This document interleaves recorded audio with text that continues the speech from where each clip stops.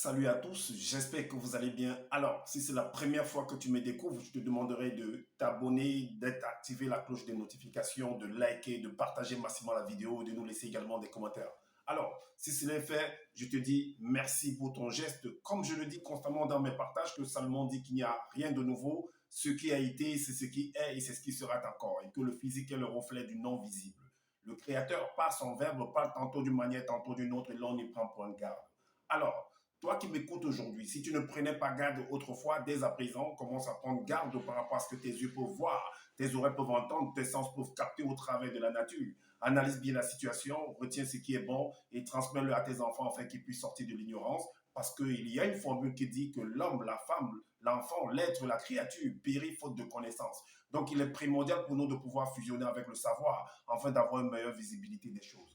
Et encore, nos pères, nos mères, dans les temps d'autrefois, ont toujours eu à appuyer leur dire, pas des métaphores, des énigmes, des paraboles, des dictons, des proverbes, en utilisant les éléments de la faune et de la flore. Ils ne peuvent pas aller au-delà, car la loi du Créateur le veut ainsi. Nous sommes tous contenus dans un globe, je dis bien, je pèse mes mots, personne ne peut sortir, ne peut y entrer, car la loi du Créateur le veut ainsi. Alors, je reviens encore vers vous pour un décryptage ou pour une analyse profonde par rapport à une sortie qu'a produit ce personnage, ce faux pasteur de Zulu Lassan, par rapport à une vidéo qu'a produit également le nommé Gédéon qui se retrouve, le pasteur qui se retrouve en Côte d'Ivoire. Donc Zula, en fait, je ne sais pas quelle vidéo il a eu à faire, mais sinon, quand je m'appuie sur les dires de Zula, sur la vidéo de Zula, en principe, Zula est venu rectifier, soi-disant, le pasteur Gédéon de la Tchétchouva, qui se trouve en Côte d'Ivoire, en venant démontrer que Élie a été enlevé dans le ciel. Donc, c'est-à-dire qu'il est monté au ciel. Donc, il a disparu. Donc, il n'a pas connu la mort physique comme tout homme et toute femme.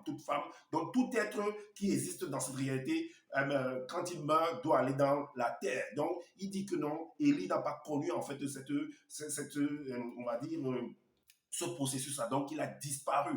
Donc, il a été enlevé. OK, je vais te démontrer, toi, Zulu Lassan, avec tes propres écrits dans ton livre et également avec les écrits qui sont dans les Bibles classiques, bien entendu, te démontrer que, en fait, c'est pas possible.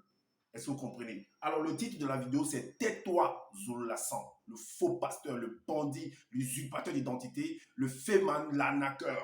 Alors, donc, il est parti, en fait, sur Jean 3.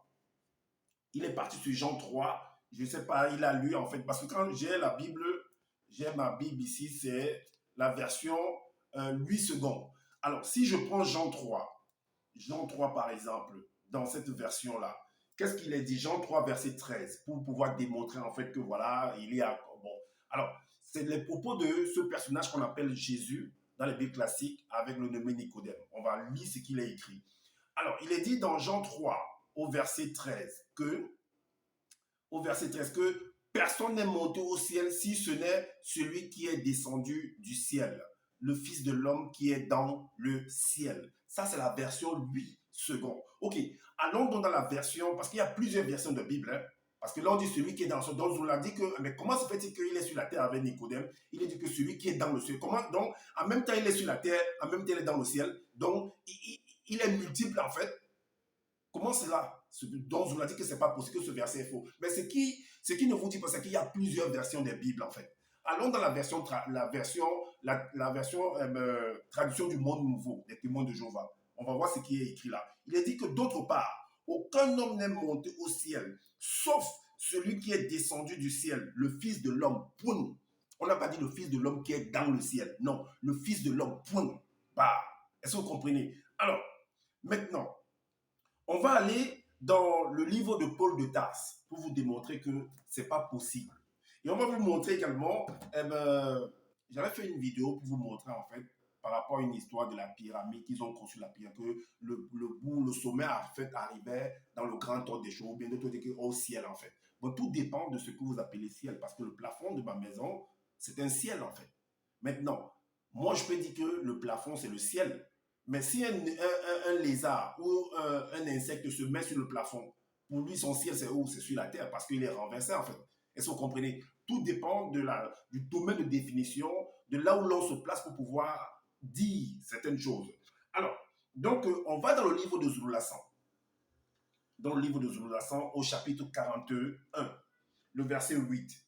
Il est dit, car notre prédication, qui est aussi un enseignement, ne repose ni sur l'erreur, ni sur le mensonge, ni sur des motifs impurs, ni sur de la fraude. Est-ce que vous comprenez? Donc, Zola, en fait, vous précise ici, vous informe ici, là, que ses enseignements à lui, son livre à lui, n'est pas reposé sur, il n'y a pas d'erreur, il n'y a pas de mensonge, il n'y a pas de motif impur là-dedans. On va vous démontrer qu'il y a du mensonge là-dedans, comme je l'ai déjà toujours démontré. Alors, on va donc dans Genèse chapitre 5, dans les Bibles classiques. C'est mieux d'aller dans les Bibles classiques. Dans Genèse chapitre 5 au verset 24. Alors, il est dit là que, Genèse chapitre 5 au verset 24, il est dit, Enoch, donc il a parlé également d'Enoch, et Enoch a également subi ce même phénomène. Alors, Enoch marcha avec Dieu, puis il ne fut plus parce que Dieu le prit. Dans d'autres versions, Dieu l'a enlevé. Est-ce que vous comprenez?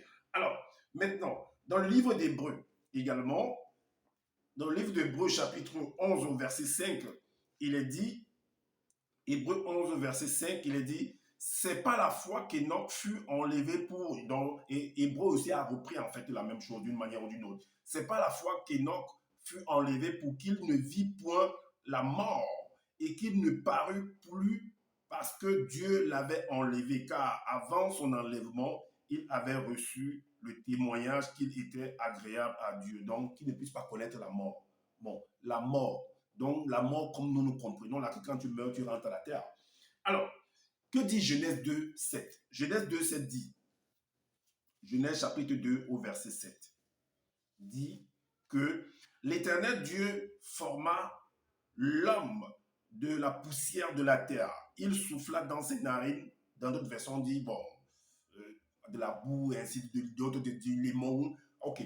Donc, et il souffla dans ses narines un souffle de vie, et l'homme devint un être vivant. Donc, ça veut dire qu'on a pris en fait les éléments qui composent la terre pour pouvoir fabriquer en fait l'âme.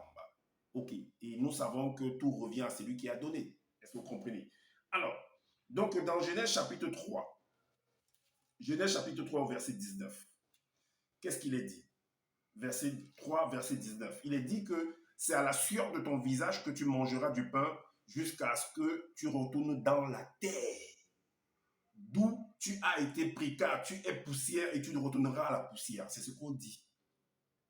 Selon les Bibles, en fait, si on accepte que Adam est le premier homme sur la terre, je dis bien, si on accepte cela selon les Bibles classiques, comme c'est écrit dans la Bible classique, ça veut dire qu'on dit au premier homme que de la même manière que tu es venu à partir de la terre, tu es issu de la terre, c'est comme ça que tu retourneras à la terre. Alors, il n'y a personne d'autre qui va venir derrière toi qui ne va pas rentrer à la terre. Ce n'est pas possible, en fait.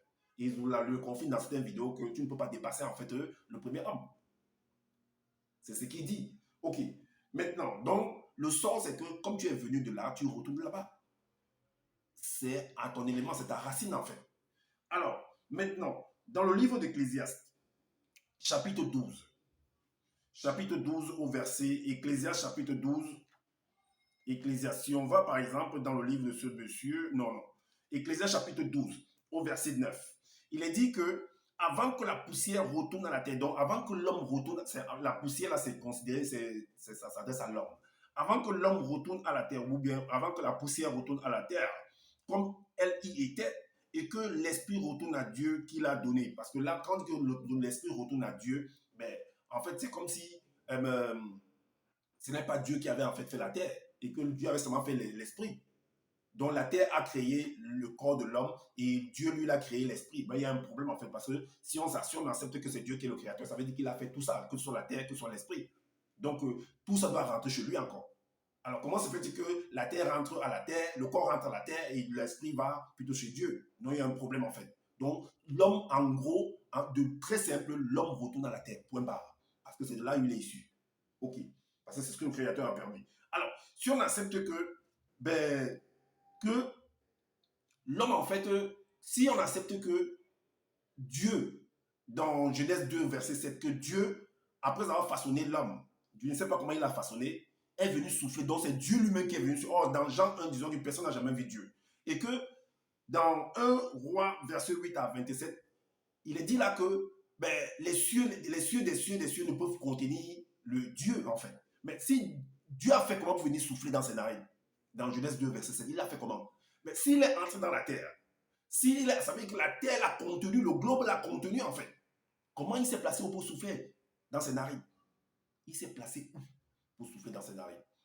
Alors, maintenant, donc on comprend que tout rentre à la terre. Alors, il n'y a personne d'autre qui peut venir dire que il va être, je ne sais pas, il ne va pas connaître en fait ce processus. Ce n'est pas possible en fait. Alors, maintenant, il est dit dans Ecclésias chapitre 3 au verset 20. Ecclésias chapitre 3 au verset 20, il est dit que, chapitre 20, il est dit que tout va dans le même lieu. Tout a été fait de la poussière et tout retourne à la poussière. Est-ce que vous comprenez? Tout retourne dans le même lieu. Tout a été fait par la... Tout. C'est ce qu'il écrit dans les Bibles classiques. Donc, tout retourne là-bas. Alors, comment se fait-il que tu viens d'expliquer que Élie, lui, Enoch, ils ont été enlevés sans connaître ce processus-là? Il y a un problème, en fait. Alors, maintenant, on va dans 2 Rois, chapitre 3, 2 Rois, chapitre 3, au verset 2. 2 Rois, chapitre 3, 2 Rois, chapitre 3, chapitre 3, au verset 2. 2 Rois 3, au verset 2. Non, on va aller plutôt dans le livre de ce monsieur. On va aller dans le livre de ce monsieur, 2 Rois.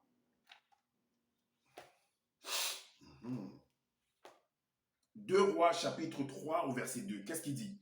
Il dit que les membres du groupe, donc il va expliquer en fait l'enlèvement, comment le processus s'est passé, en fait, comment il est enlevé. Il dit que les membres du groupe des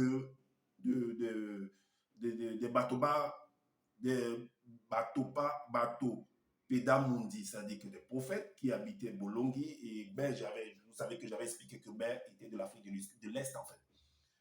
Alors, demandèrent à Sunga, donc à Sunga, sais-tu qu'aujourd'hui le verbe de l'Oba va faire enlever ton moulé, dit ton maître, dans le nom visible où résident les esprits supérieurs? Oui, je le sais aussi, répondit Sunga, mais ne me parlez pas de cela. Alors, le verset 10 dit, pendant qu'il marchait et s'entretenait soudain, des puissantes entités accompagnées de chars de feu conscients ainsi que des chevaux de feu leur apparurent. Donc, en fait, donc des choses, je ne sais pas si ça s'est passé spirituellement ou si ça s'est passé... Non, quand il dit spirituellement, c'est la même chose. J'ai déjà expliqué que le physique est le reflet du nom. Ce qui est spirituel, ce qui est invisible est visible en fait. J'ai déjà expliqué ça dans des vidéos. Et j'ai expliqué également que j'avais fait une vidéo par rapport à ce sujet que j'ai expliqué en fait ce qui se cache derrière. J'ai expliqué ce qui se cache derrière. Alors, maintenant, on dit qu'il y a des chevaux de feu qui sont apparus, une cavalerie, avec des chars de feu, qui ont récupéré Élie, ils sont montés avec lui.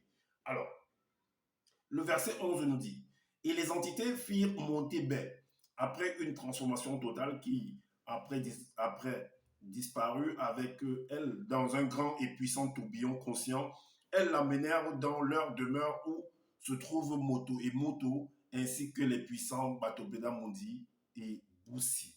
J'ai dit en fait, c'est pas possible, ça se contredit en fait Ecclésias 3, verset 20 qui dit que tout est fait de la terre et tout retourne à la terre. Ça contredit en fait. Donc ça contredit le processus en fait. Maintenant, le verset 12 dit, à l'âge de 50 ans du visible, Ben monta ainsi dans le non visible où résident les esprits supérieurs, mais il n'entra point dans le grand tout. Ok. Maintenant, on va dans Origine chapitre 9. Origine chapitre 9. Au verset 9 à 11. Origine 9, 9 à 11. Il est dit, cette entité parmi Origine chapitre 9, verset 9, ces entités, parmi les entités des mystères, lui dévoila les mystères de la science et du savoir interdit. Elle lui dévoilait comment il fallait qu'il construise un grand vaisseau en forme de pyramide avec ses frères, ses sœurs et les initiés. Ok, vous allez comprendre pourquoi je suis parti là-bas. Alors, la suite dit que cet homme initié demanda à l'entité parmi les entités des mystères pourquoi le vaisseau devrait être en forme pyramidale. Que représente la pyramide? Le verset 11 dit, l'entité parmi les entités des mystères lui répondit, la pyramide représente la porte du monde des esprits supérieurs à celui du monde des hommes. La pyramide représente la porte du monde des esprits supérieurs à celui du monde des hommes initiés. Ok. Maintenant, on va dans Origine 11, dont il a expliqué ce que représente la pyramide. Origine 11, verset 27. Origine 11, verset 20. Origine, non, non. Origine 11, verset 2. Origine 11, verset 2 à 4. Il est dit, il arriva qu'au cours d'un déplacement en Afrique de l'Est, les non-initiés, les blancs et les sans mêlés découvrirent une plaine mystérieuse en Mésopotamie et s'y établirent. Les non-initiés se dirent l'un de l'autre, grâce à la connaissance et au savoir que nous avons appris en voyant journellement les initiés à l'œuvre. Maintenant, voyons, faisons des briques mystérieuses pour l'ouverture de la porte qui mène dans le non visible. Est-ce que vous comprenez? Pour cela, allons, bâtissons-nous une ville et une immense pyramide dont le sommet soit au-delà de la stratosphère. Donc, on a dit que l'entité a expliqué à Noé, donc à Noé, que la pyramide représente la porte supérieure du monde, c'est-à-dire la porte du grand ordre des choses à celui des hommes. Et on explique ici là que, en fait, cette pyramide-là, donc ce monde des esprits-là, c'est au niveau de la stratosphère, ou alors au-delà de la stratosphère. Donc la stratosphère, c'est toujours dans le globe, hein. Ce n'est nulle part ailleurs. Hein. J'ai déjà expliqué, j'ai déjà montré en fait, j'ai montré en fait au travers des images où se trouve la stratosphère. Même une pyramide n'atteint même pas même là où les avions passent. Ça n'atteint même pas là où les avions passent. La pyramide est au-delà, de là où les avions passent, il y aura collision en fait.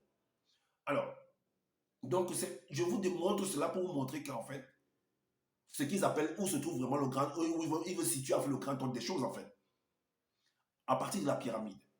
Alors, pour cela, alors bâtissons-nous une ville et une immense pyramide dont le sommet soit au-delà de la stratosphère, du côté invisible des cieux, et établissons un nouvel ordre mondial sur toute la terre. Seule notre race noire est la seule à connaître le mystère de la construction de la véritable pyramide, car la spiritualité est une question de race.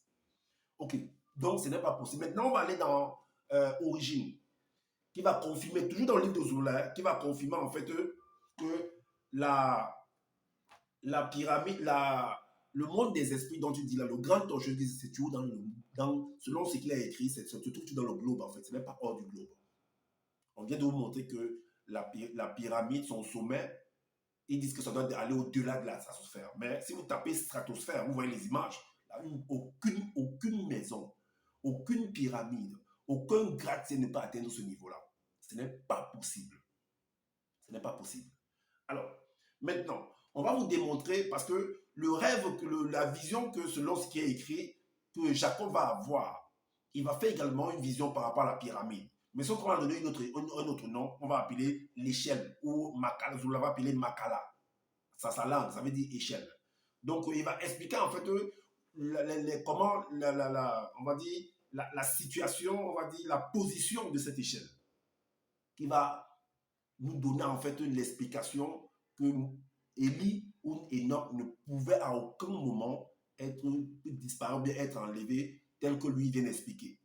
Et que tous ont connu la mort physique, que de la même manière que tu viens de la terre, tu rentres à la terre. C'est logique. On va lire.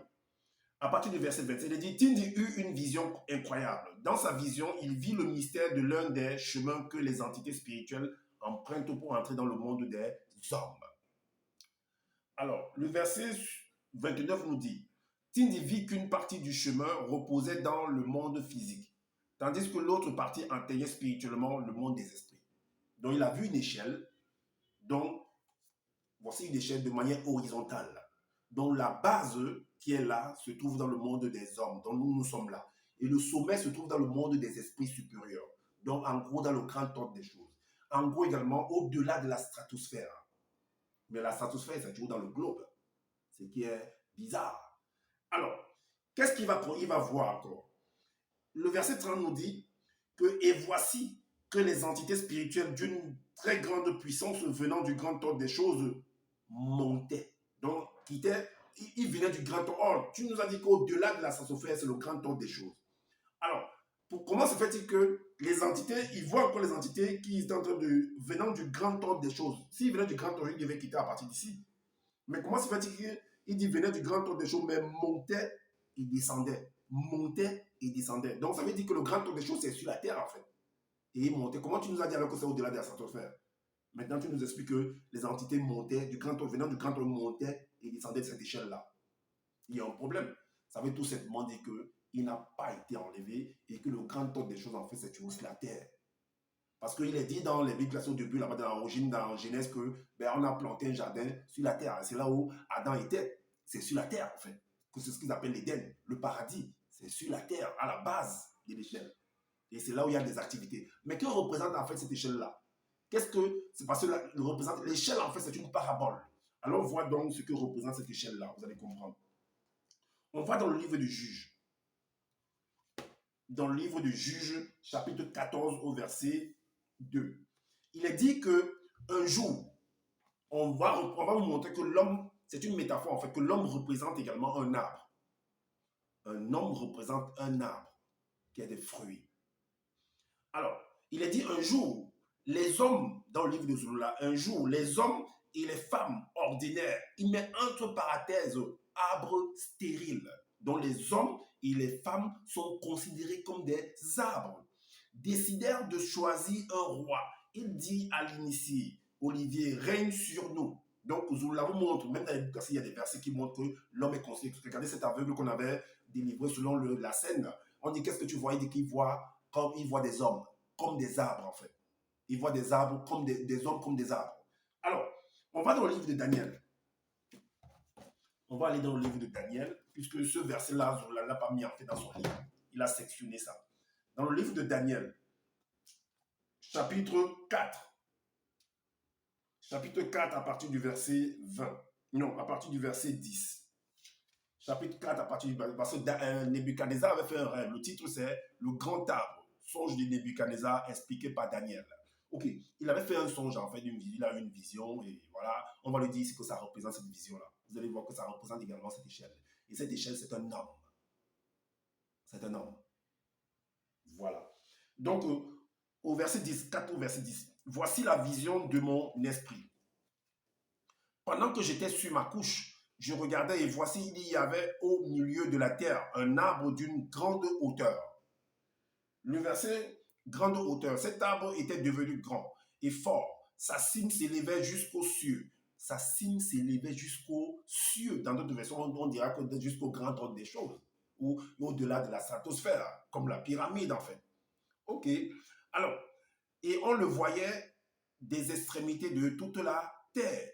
Son feuillage était beau et ses fruits abondants. Il portait de la nourriture pour tous.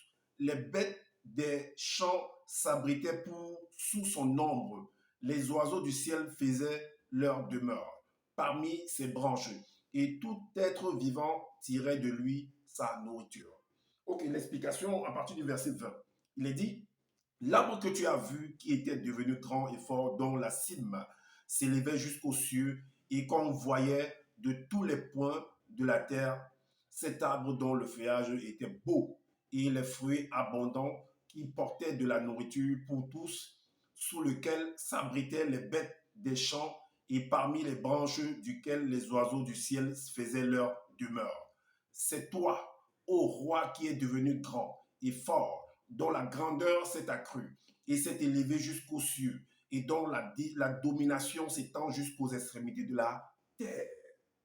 Voilà l'explication cachée de ce que représente la pyramide. Makala, comme on l'appelle, l'échelle. Est-ce que vous comprenez?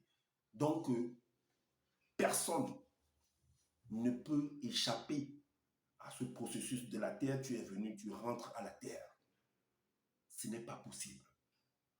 Donc, on vient de vous expliquer, on est parti au niveau de la pyramide pour situer où le grand tour des choses. Parce qu'il dit que les esprits supérieurs sont venus la lever de la terre, ils l'ont amené. Ils l'ont amené où il dit au-delà de la stratosphère. Donc, au-delà de la stratosphère, c'est le grand tour des choses. Mais on vous a montré la vision, ce que je vous ai dit par rapport à la vision de Jacob, que la stratosphère là, c'est même pas possible en fait. Que tout le grand tour des choses, c'est toujours sur la terre. Donc, Élie et Enoch sont rentrés toujours dans la terre. Alors, c'est ce que j'avais à vous partager en fait. Donc, pour attraper le bandit, il faut connaître en fait, il faut avoir l'objet du crime. Pour attraper un assassin, il faut avoir l'objet du crime. Donc, je pars de ces objets du crime-là pour vous présenter que ce n'est pas possible en fait. Donc, que ce soit Zolola, que ce soit, je ne sais pas, Gédéon, peu importe, ceux qui vont venir dire le contraire de ça, c'est ça qu'ils ont un problème. Moi, je prends les faits là, les écrits, j'analyse, je vous expose ça. Moi, je n'ai rien écrit, hein, je n'ai rien inventé. Moi, j'analyse ce que vous vous dites et je vous expose. Alors, comme je dis toujours, que ce Zolola, c'est un bandit, c'est un escroc. Il veut faire croire que les autres sont bizarres, pour montrer que c'est lui qui est bon, pourtant lui-même il est pareil. Alors, comme je dis constamment, faites attention à ce monsieur, hein, faites attention à ce monsieur. Donc, comme je dis constamment que je n'ai pas la science infuse, si vous trouvez qu'il y a des manquements par rapport à ce que je viens de dire, dites-nous en commentaire, sinon on fait des vidéos pour pouvoir éclairer les uns les autres. Et également, abonnez-vous à ma chaîne, activez la cloche de notification pour être averti des prochaines vidéos, likez, partagez massivement la vidéo et prenez soin de votre famille, prenez soin de votre santé car c'est important pour le combat futur. Je vous dis à bientôt pour une prochaine vidéo. Ciao!